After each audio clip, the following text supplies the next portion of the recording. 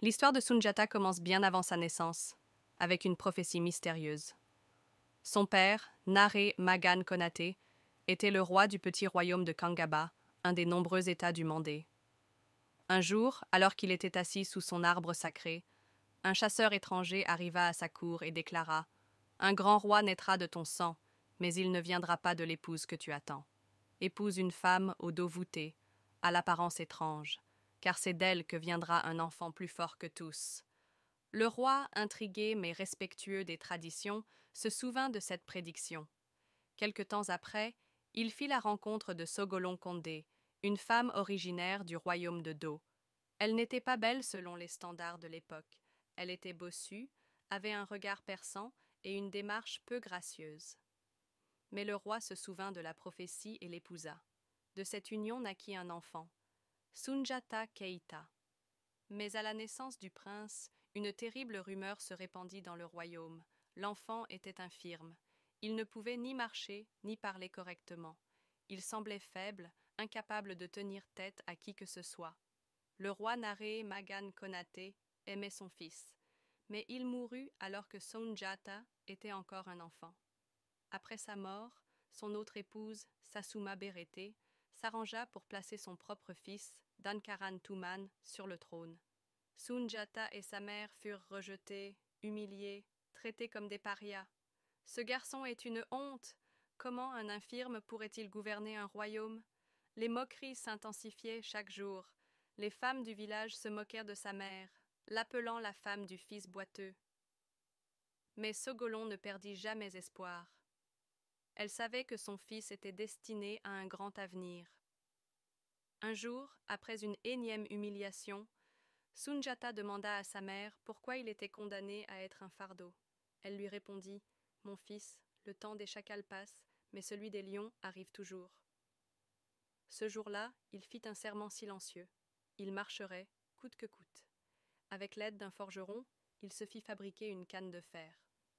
Devant tout le village réuni, il se leva péniblement, puis se mit à marcher. La foule resta figée. Le prince infirme n'était plus. Sunjata devint un jeune homme fort, courageux et intelligent.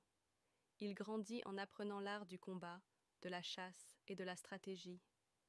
Il était prêt à revendiquer son destin. Mais alors qu'il se préparait à prendre sa revanche, un terrible événement frappa le Mandé.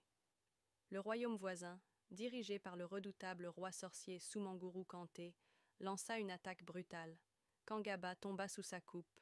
Soumanguru était un tyran cruel, un despote qui se croyait invincible. Il possédait un balafon sacré, instrument de musique, qui lui permettait de voir l'avenir et de se protéger de ses ennemis. Il ne craignait personne. Sunjata comprit que le temps n'était pas encore venu pour lui de combattre. Avec sa mère et quelques fidèles, il s'exila, parcourant plusieurs royaumes, tissant des alliances. Il apprit l'art de la guerre, la diplomatie et la patience.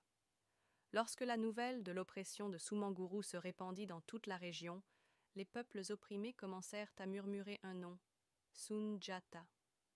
Ils envoyèrent un messager pour lui demander de revenir et de libérer son peuple. Le temps du lion était venu. En 1235, Sunjata réunit une armée immense composée de guerriers mandingues, de chasseurs redoutables et de chefs de tribus alliés. Face à lui, Soumanguru Kanté et ses forces implacables.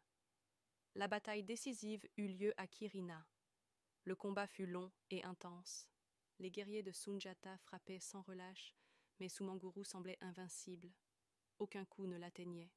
C'est alors que Sunjata se rappela une légende. La seule arme capable de tuer le roi sorcier est une flèche munie d'un éperon de coq blanc. Avec l'aide d'un forgeron, il fabriqua une flèche enchantée, enduite de puissants gris-gris.